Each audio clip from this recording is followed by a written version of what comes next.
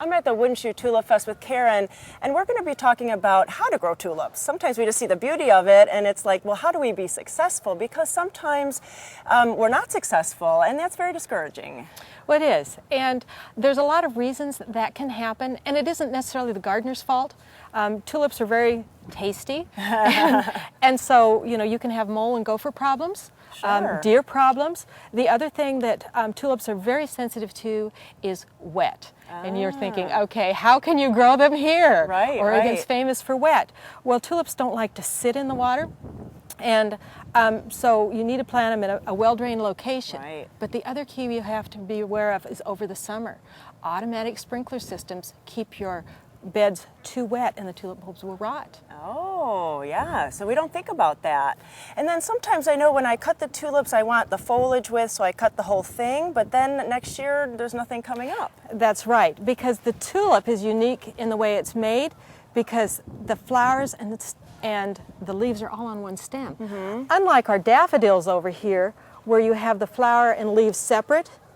And so if anything happens, like if you cut them, for example, or they finish bloom and you want to get rid of that foliage and you cut them, then there's no nutrients, no energy to go down and rebuild the bulb and flower for next year. Yeah, that's sure. So what can we do to ensure that we're going to have a nice crop the next year? Well, one of my favorite things to do with tulips is plant them in containers. Because then you can place the container where you want them, away from the dogs, closer to the house, away from the deer and the gophers. And I even find that when I plant in containers, and any good plastic container, well drained, works, I'll actually plant the bulbs in the container and then plant the container in the ground.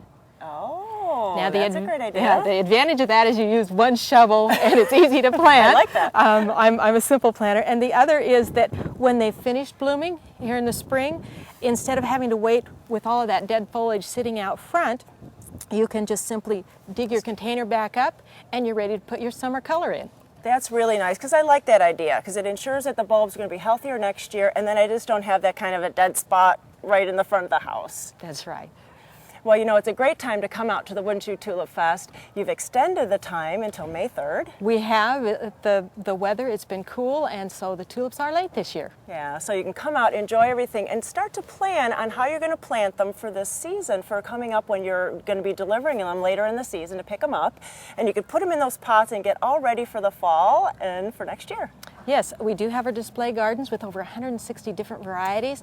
So come out and you can see them all, the different heights and how they're going to look for next year. Oh, and we'll be all successful. Yes. Thank you so much for all the tips. You bet.